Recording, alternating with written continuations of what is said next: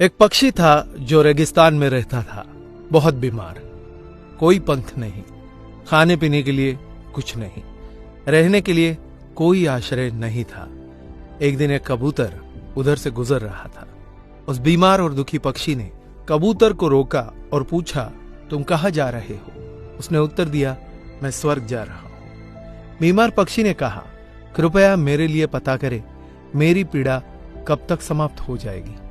कबूतर ने कहा, निश्चित ही मैं पता करूंगा। कबूतर ने इतना कहकर बीमार पक्षी से विदा ली।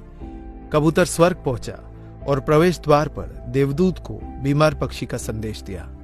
देवदूत ने कहा, पक्षी के जीवन में अगले 7 वर्ष तक इसी तरह कष्ट लिखा हुआ है। उसे ऐसे ही 7 वर्ष तक कष्ट भोगना पड़ेगा, तब तक उसके जीवन में कोई खुशी नहीं है। कबूतर ने कहा, जब बीमार पक्षी यह सुनेगा तो वो निराश हो जाएगा। क्या आप इसके लिए कोई उपाय बता सकते हैं? देवदूत ने उत्तर दिया, उससे कहो कि इस वाक्य को हमेशा बोलता रहे, इन सब के लिए भगवान तेरा शुक्र है।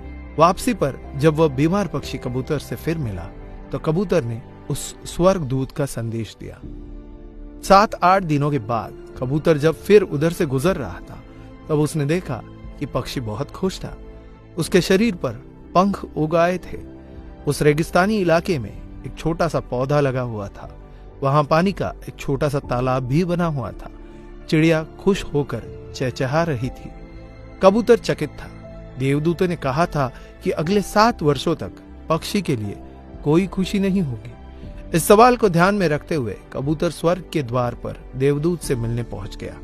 कबूतर ने देवदूत से अपने मन में उठते हुए सवाल को समाधान करने के लिए पूछा तो देवदूत ने उत्तर दिया, हाँ, यह सच है कि पक्षी की जिंदगी में 7 साल तक कोई खुशी नहीं लिखी थी, लेकिन क्योंकि पक्षी हर स्थिति में इन सब के लिए भगवान तेरा शुक्र है बोल रहा था और भगवान का शुक्र कर रहा था, इस कारण उसका जीवन बदल गया। जब पक्षी गर्म रेत पर गिर गया तो उसने कहा, इन सब के लिए भगवान तेरा लाख लाख शुक्र है। जब यह उड़ नहीं सकता था तो उसने कहा, इन सब के लिए भगवान तेरा लाख लाख शुक्र है। तब उसे प्यास लगी और आसपास पानी नहीं था तो उसने कहा, इन सब के लिए भगवान तेरा शुक्र है। जो भी स्थिति हो, पक्षी दोहराता रहा, इन सब के लिए भगवान तेरा शुक्र है। और इसलिए 7 साल 7 दिनों में समाप्त हो गए।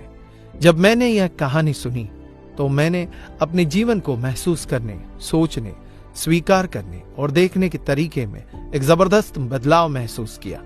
मैंने अपने जीवन में इसको अपना लिया। इन सब के लिए भगवान तेरा शुक्र है।